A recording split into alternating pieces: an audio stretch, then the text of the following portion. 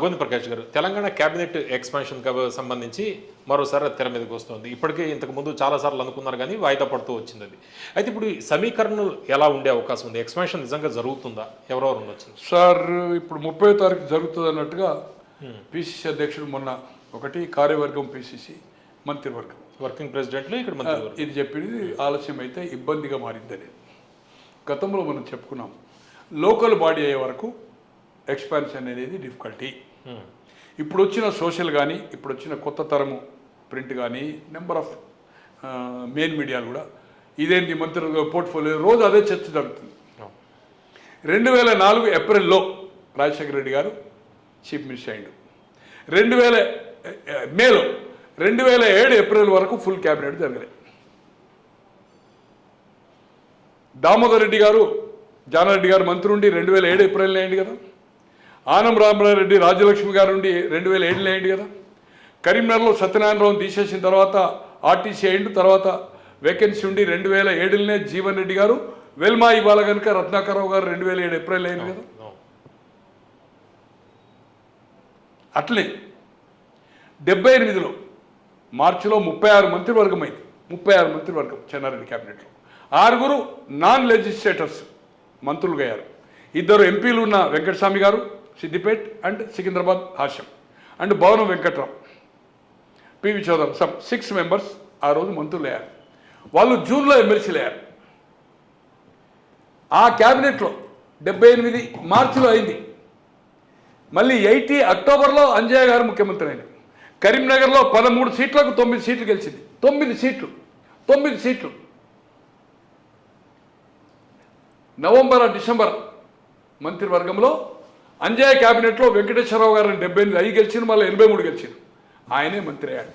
Satyanarayana Rao as general secretary అయ్యింది. ఈయన ముఖ్యమంత్రి అయినాక ఆయన రికమెండ్ చేస్తే ఆయన ఎంపీ అప్పుడు 80 నుంచి 84 తర్వాత వాళ్ళు ఎంపీ కాలేదనుకోండి.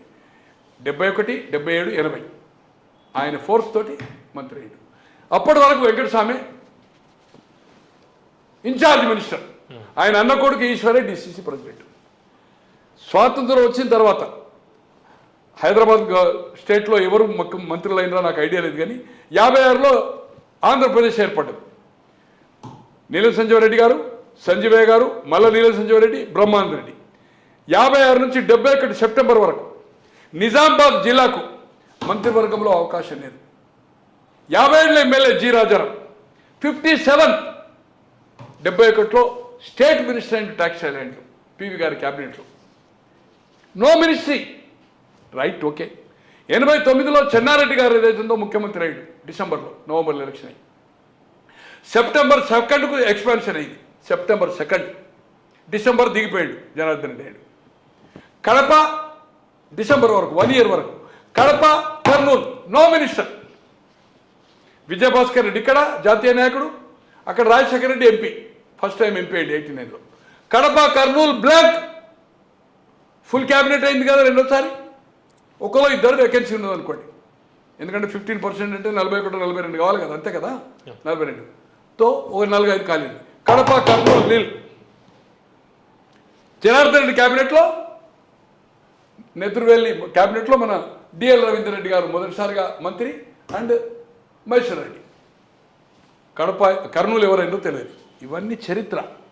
అందుకోసం ఇదేదో కొత్తగా ఇది ఇస్తలేరు, మంత్రివర్గం అయితే లేదు.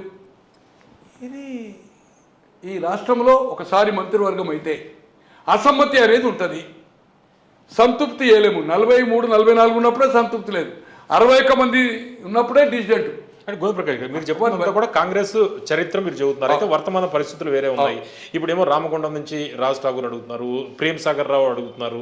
ఇక్కడ మాదిగా ఎమ్మెల్యేలు అందరూ కలిసి మాకు ఇవ్వాలి, మాకు తగిన ప్రాధాన్యత అంటున్నారు. ఇవన్నీ కొద్దిగా మళ్ళీ సీరియస్గా మ్యాటర్ వస్తుంది కదా. అందుకో మనం ఇంతకుముందే చెప్పుకున్నాం. ఉన్నాయి 6 కాస్ట్ కాంబినేషన్ జరగాలి. కులగలు వచ్చిన తర్వాత బీసీలకు 1-2 మినిమం ఇవ్వాలి. ఇప్పుడు మాలకు ఏదైతుందో ఒక స్పీకర్ ఉన్నాడు, ఉప ముఖ్యమంత్రి ఉన్నాడు. మాదిగా అది ఒక 1% చెందిన మాదిగా, అసలు మాది కాదు, మాదిగల ఉపతెగ 1% ఉన్న దామోదర రాజుకి వచ్చింది. ఇప్పుడు మాదిగ నుంచి ఎలక్ట్ అయిన ఒక 6-5 ఎమ్మెల్యేలు ఉన్నారు. వాళ్ళు కలుస్తున్నారు. వాళ్ళకు మొన్న ఎంపీలో కానీ ఎమ్మెల్సీలో కానీ వాళ్ళకి ఇప్పుడు 9% అన్న తర్వాత వాళ్ళకి ప్రాతినిధ్యం వేయలే. గతంలో చెప్పారు, నిన్న రిప్రజెంట్ చేసినప్పుడు ఢిల్లీకి పోతున్నారు. దాంట్లో ఇంకో వీరేశం వేములో కూడా మాదిగా నకరకల్. యాదయ్యనేమో మొన్న కలిసిండు. ఒకరు సామ్యల్, లక్ష్మీకాంతరావు ఆఫ్ మన జుక్కల్ అండ్ మానకొండూరు సత్యనారాయణ, వీరేశం 5గురు మాదిగా. దామోదర్ తీసేయండి. తర్వాత ఇప్పుడు ఈ యాదయ్య కూడా మాదిగా దాంట్లోకి వెళ్ళి వచ్చి కలిసిండు. ఈ 5గురు నిన్న రిప్రజెంట్ అయ్యారు. 6వ పర్సన్ లేడనుకోండి. మాదిగకు మాకు జరగాలి. ఒకవైపు మీరు అన్నట్టుగా పేరులో వివేక్ హామీ ఇచ్చినట్టు. వివేక్ మాల అంటే ఇంకొక మాదిగా ఏమవుతుంది, మాల 3 మాదిగా ఒకటవుతుంది కదా. ఇంకొక మాదిగా మాల తీసుకుంటే మాదిగా కంపల్సరీ కావాలి కదా. అవి 2. బీసీలో ఒక 2 రావాలి. 4లో రాజగోపాల్ రెడ్డి నాకు హామీ ఇచ్చిందంటుండు కదా. 5 రంగారెడ్డి అండ్ పాత ఓల్డ్ రంగారెడ్డి జిల్లాలో 3 ఎమ్మెల్యేలు ఎలక్ట్ అయ్యారు ఉమ్మడి దాంట్లో. ఒకటి ఇబ్రాహీంపట్నం, ఆయన మన రామ్మోహన్ ఏదైతుందో పరిగి, ఇంకో ఆయన మనోహర్ రెడ్డి ఆఫ్ తాండూరు. 3 ప్రసాద్ అయిండు, ఆయన స్పీకర్ అయిండు. ఈ 3లో ఎవరికి ఇవ్వాలి కదా. నిజామాబాద్ సుదర్శన్ రెడ్డిని సీనియర్ అంటుండు. నాన్ రెడ్డిని ఇవ్వాలంటే ఎవరికి మదన్ ఇవ్వాలి. నాన్ రెడ్డికి ఇవ్వాలి అంటే ఎస్సీకి ఇవ్వాలి అనుకోండి. అంటే ఈ 6తో సరితలేదు. రాజగోపాల్ రెడ్డి గారికి మంత్రి నాకు హామీ ఇచ్చింది హైకమాండ్. పార్లమెంట్ ఎన్నికల మంత్రులు, ముఖ్యమంత్రులు నాకు ఇది సీట్ ఓడిపోయింది, నేను గెలిపించాను, నాకు పక్కా కావాలంటున్నాడు, వాయిస్ ఇస్తున్నాడు. తో నేను బీజేపీలో ఉంటే కేంద్ర మంత్రి, నేను prime minister, deputy prime minister అవుతుంటే, క్యాబినెట్ మినిస్టర్ అవుతుంటే. వివేక్ ఏమంటుండే అక్కడ ఉంటే మంత్రి, అది వదులుకొని నేను కాంగ్రెస్ వచ్చిన. నేను అదే అంటున్నాను. 4 పేర్లు తెర మీదకి ప్రధానంగా వస్తాయి. 6కి ఇప్పుడు 4కి కంప్లీట్ చేస్తారు. వాకాటి శ్రీహరి, వివేక్, రాజగోపాల్ రెడ్డి, సుదర్శన్ రెడ్డి, ఈ 4 పేర్లు తెర మీదకి వస్తాయి. దీనికి అవకాశం ఉందంటారా? క్వశ్చన్ లేదు సార్. బీసీ వచ్చింది, వినోద్కి వస్తే మాదిగా సార్ మాల 3 అవుతున్నాయి కదా. ఇమీడియట్ డిసిజన్ స్టార్ట్ అవుతాయి. ఈ 2 మేము ఇస్తామంటే కదా, ఇప్పుడే ఇవ్వాలంటే కదా, తెల్లారే మీటింగ్ అవుతుంది కదా. వెంకటరెడ్డి గారు మంత్రి ఉండగా రాజగోపాల్ రెడ్డి ఎట్లా అవుతాడన్నా? How it is possible? ఇప్పటికీ రెడ్డి 4 ఉన్నారు కదా. ఈ కాంబినేషన్ బీసీ పెరగాలి కదా, ఎస్సీలో పండుగ కదా, మైనార్టీ పెరగాలి కదా, ట్రైబల్లో గోండ్ అంటే ఆమె బోయనో గోండో, లంబాడ కావాలి కదా, లంబాడ ఓట్లు కదా. మళ్ళీ బీసీలకి సగం రిజర్వేషన్లు అంటున్నారు. నేను అనేది ఏంటంటే కాంబినేషన్ కలసలేదు కదా. ఆడ ప్రేమ్ సాగర్ అంటున్నారు ఎగ్జాంపుల్. వినోద్ అంటుండు, వినోదో వివేక్ ఎవరు అనుకోండి. ప్రేమ్ సాగర్ నాది రావాలి, వాళ్ళు అయారం గయారం అంటుండే కదా. ఇక్కడ వెలుమ ఉన్నాడు, ఇంకో వెలుమ ఎట్లా వస్తుందన్న? ప్రేమ్ సాగర్ ఎట్లా వస్తుంది చెప్పండి. కనుక ఒక జిల్లాలో వేకెన్సీస్ ఉండొచ్చు. సమీకరణ జరగాలంటే, ప్రేమ్ సాగర్ ఇంక్లూడ్ కావాలంటే కృష్ణారావు జూపల్లిని తీసేయాలి. సేమ్ సామాజిక. రాజగోపాల్ రెడ్డి ఇన్ కావాలంటే వాళ్ళన్న వెంకటరెడ్డిని డౌన్ చేయాలి. ఇది చర్చ జరిగింది రాజీవ్ గాంధీ దగ్గర. ఈయనకు హామీ ఇచ్చింది. ఇది ఏంటి అంటే, ఇంతకుముందు మాణిక్యరావు ఎవరు ఉండే కదా ఎక్స్ మినిస్టర్, ఏది మహారాష్ట్ర, ఆయన పిలిపించారు. Who promise? సునీల్ కన్గోల్ పిలిపించాడు రాహుల్ గాంధీ. సునీల్ కన్గోల్ అండ్ వేణుగోపాల్ 4 కూర్చుండి, వాట్ ఈస్ దిస్ ప్రాబ్లం? అప్పుడు ఎన్నికల కోసం మనం లాస్ట్లో చేసినాం కదా. నో, వెంకరెడ్డికి ఎందుకు ఇచ్చిండ్రు? ఈజ్ బ్రదర్ కదా, ఆయన దగ్గర ఉన్నాయి కదా రిపోర్ట్ చెప్తున్నారు కదా. వై ఆయన తీసేయండి అంటే తీసేయండి అనలేదు, అందుకో పెండింగ్ పెట్టమన్నాడు. ఇద్దరు ఎట్లయితారు? Only 1 district. మంత్రి, ఎంపీలు ఎమ్మెల్యేలు వేరే సంగతి, మంత్రులు ఎట్లయితారు? ఈ సమీకరణలు కలిసి క్యాబినెట్ చిన్నది, 18 మ్యాక్సిమం, 119 ఎమ్మెల్యేలకు. So how it is possible? కనుక ఇది జటిలంగా ఉంది కనుక అయింది. ఇప్పుడు మంత్రివర్గంలో రాజగోపాల్ రెడ్డి ఛాన్స్ రాలేదు, ఖచ్చితంగా డిసిజెంట్ లీడర్ అవుతాడు, స్టార్ట్ చేస్తారు. ఇది సహజమే కదా సార్. 70 నుంచి 4 మారిండు, 83 మారిండు. ఇక్కడ ఉన్నంత అసమ్మతి, ఇక్కడ ఉన్నంత ఆస్పిరెంట్ ఇలా రాజ్ ఠాగూర్ అని మీరు అంటున్నారు. ఏదో ఎవరో నాకు వాళ్ళు పంపారు, ఏదో పేపర్ కట్టింగా టీవీలో. నేను మంత్రి ఎలిజిబుల్ అంటున్నాడు. ఏమన్నా ఎక్కడికి కాకపోతే వర్కింగ్ ప్రెసిడెంట్ అంటే మొదటిసారి ఎమ్మెల్యే అయినోళ్ళు, కులబలం లేనోళ్ళు, ప్రతి ఎమ్మెల్యే ఎలిజిబుల్ అంటుండు కదా అన్న. బీసీలు తక్కువ ఉన్నారు కనుక నేను బీసీలో వస్తా. వాళ్ళు బుందేల కాడి నుంచి వచ్చిండు, ఆయన చెప్పిండు ఇంటర్వ్యూలో. బొందిలో అంటారు రాత్రి. తో అది పాయింట్ ఉండదు. మేమే 1% లేము, వాళ్ళ 0.98 ఉండదు. మంత్రి అంటున్నాడు. తో ఇంకా నయము మాదిగ దాంట్లో నిన్న సామ్యాలు ఒక ఇంటర్వ్యూ పంపారు నాకు ఎవరు, ఏదో ఇంటర్వ్యూలో చెప్తే, నాకు మంత్రి అంటలేను, మా 5గురులో మా మాదిగల్లో ఎవరికి ఇచ్చినా పర్లే, మాకు అన్యాయం జరిగింది ఇవాళ. అన్నుంటేంది నేను తమ్ముడు ఎందుకు ఉండొద్దని ఉన్నదా అంటాడు. ఏ రాష్ట్రంలో ఉందా అంది ఇప్పటి వరకు? ఎనీ స్టేట్ కాంగ్రెస్ పార్టీలో కేంద్రంలో ఉండొచ్చు, రాష్ట్రంలో వచ్చి ఎంపీ ఎమ్మెల్యేలు కావచ్చు, మంత్రులు ఉన్న సంఘటన ఇంతవరకు ఏ రాష్ట్రంలో ఉందా? ఈ మంత్రివర్గాల్లో క్యాబినెట్ లో అవకాశం రాకపోతే ఈ పీసీసీలో తీసుకుంటే వర్కింగ్ ప్రెసిడెంట్ అది ఎవరు సార్? వర్కింగ్ ప్రెసిడెంట్ ఏముంది సార్? అవన్నీ ఏదో దాంట్లో ఏదో దానికి పనే ఉండదు. గాంధీ భవన్ ఓరు సార్ నామకే వస్తాయి గొట్టం. దాన్ని ఎవరు అడుగుతారన్నా? ఈ 30 మంది వర్కింగ్ ప్రెసిడెంట్లు, 30 మంది జనరల్ సెక్రటరీ, ఇట్లా ఏదో ఇక మంత్రి మనకి ఎట్లా రాలేదో మంత్రి అన్నోడు ఎత్తు జరగలేదు. దాంట్లో అనేది ఓ పిసిసి మీటింగ్లకు పోవచ్చు, ఏఐసిసికి ఎదురు పోవచ్చు అని అంతే. That is nothing. దానితో సాటిస్ఫై అయ్యే క్వశ్చనే లేదు. అంటే ఇప్పుడు నీకు విప్కే సాటిస్ఫై అయితే లేడు, డిప్యూటీ స్పీకర్కే సాటిస్ఫై అయితే లేడు, చీఫ్ విప్కే నాకు వద్దు, నాకు మంత్రే కావాలంటున్నాడు. అటువంటిదిగా పిసిసి ఆఫీస్ బార్ ఎవడు అడుగుతారు సార్? కోన్ పూస్తా. అంటే ఇప్పుడు ఇమీడియట్ గా జరిగే అవకాశం లేదంటారు ఇప్పుడు సార్? ఒకటి సార్, 30 నాడు మళ్ళీ అంటున్నారు, దానికోసం ప్రయత్నం చేస్తారు. మీరు అన్నట్టుగా 4 ఫీల్ చేసి 2 ఆపుతారు. కానీ మీరు అన్నట్టుగా ఈ నలుగురు మీరు పేర్లు ఏదైతే అన్నారో, సుదర్శన్ రెడ్డి, రాజగోపాల్ రెడ్డి, వివేక్, శ్రీహరి 100% గ్యారంటీ. సుదర్శన్ రెడ్డి రావచ్చు, Rajagopal Reddy never. Vivek or Vinod never. ఎందుకంటే మాలా 3 అవుతాయి. మాదిగా ఈ 4లో మాదిగా ఉండాలి, ఎస్సీ 2 ఉండాలి మీరు అన్నట్టుగా కంపల్సరీ. మాదిగా మాల ఉంటేనే బ్యాలెన్స్ అవుతుంది. లేకపోతే అంగార్ లక్తా, నిప్పు రవ్వలు, అసమ్మతి కూటమి. అందుకని సాహసం చేయరు ఇప్పుడు ఇమీడియట్ కాదు అంటున్నా. సుదర్శన్ రెడ్డిది కాంట్రవర్సీ కాదు, పెద్ద కాదు. ఇక్కడ రాజగోపాల్ రెడ్డిది అయితే ఇట్ షుడ్ బి 2 రెడ్డి మీరు అన్నట్టుగా, అది ప్లస్ మాదిగల చిచ్చు వస్తుంది. అండ్ అదర్ బీసీస్ కానీ, ఇటు రంగారెడ్డి జిల్లా పరిగి ఎమ్మెల్యే కానీ, రామరెడ్డి కానీ, ఏది ఇబ్రాహీంపట్నం కానీ, మనోరెడ్డి కానీ, వాళ్ళు జెండా. ప్రేమ్ సాగర్ రావు కూడా అట్లాగే సీరియస్ గా ఉంటుందా? అంతే కదా.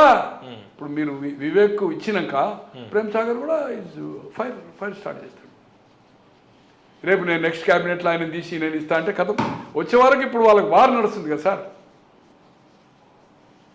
తో ఏదైతుందో అక్కడిగా నిత్యం అదే ఏనొచ్చిందా, ఆయన ఎవరు సన్మానం పిలుస్తాడు, ఓంగా గెస్ట్ హౌస్ లాగుతారు, ప్లస్ నువ్వు ఇక్కడ రావద్దు అంటాడు. కథం.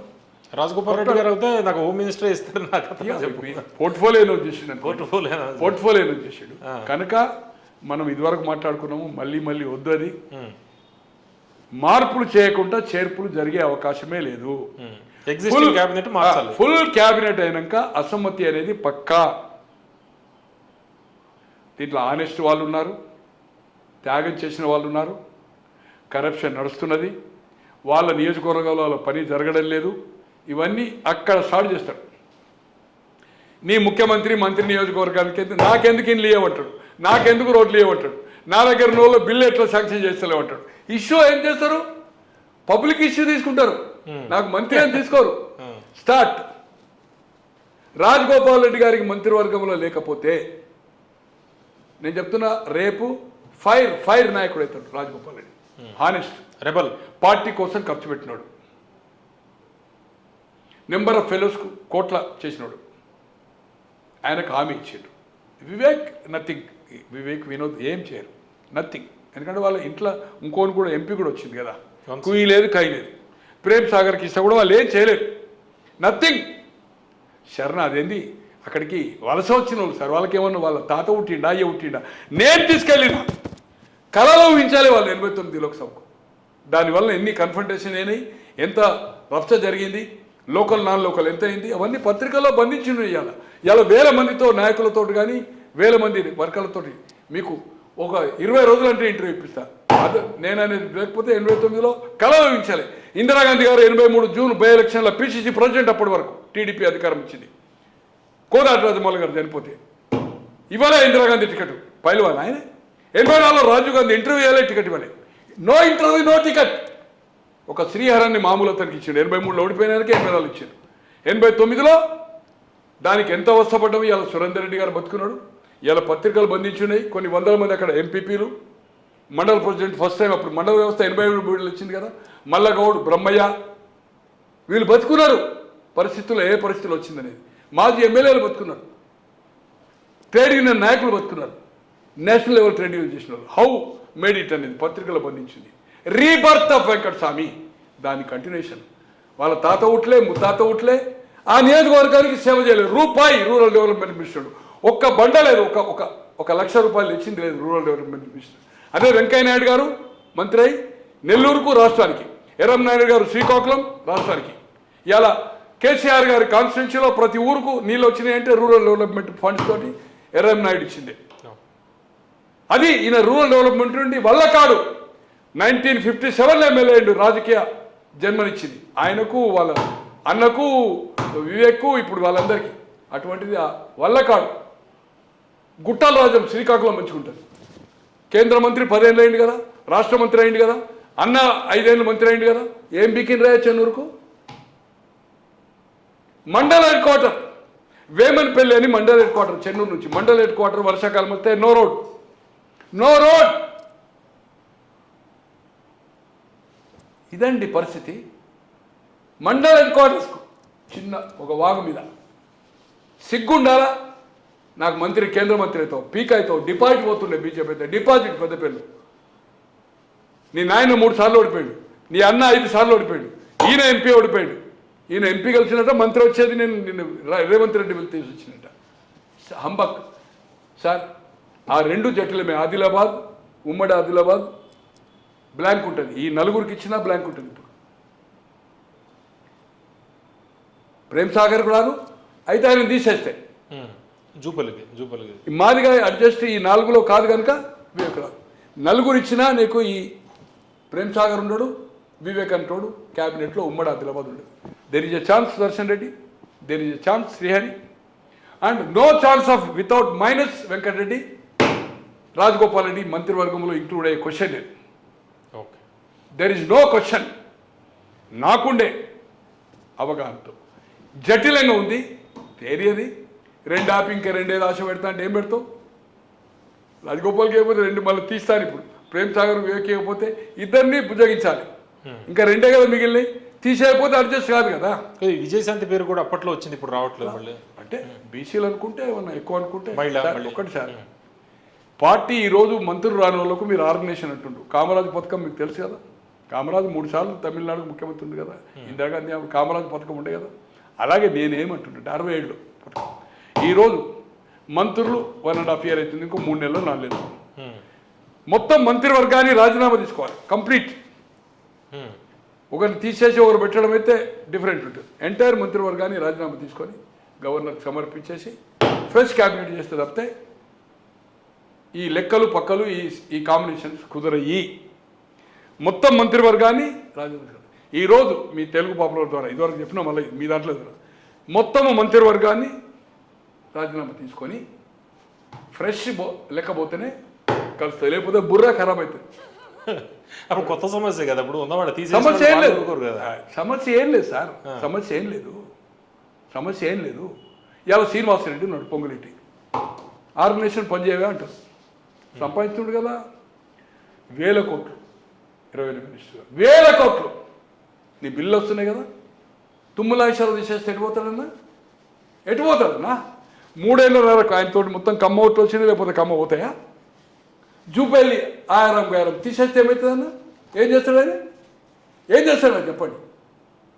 దామోదర్ రాజు నరసింహనో బట్టినో ఇట్లా వాళ్ళు ఏదైతే మిలిటెంటో పొన్నం ప్రభాకర్ వాళ్ళకు కంట్రిబ్యూషన్ ఉన్నది పార్టీకి.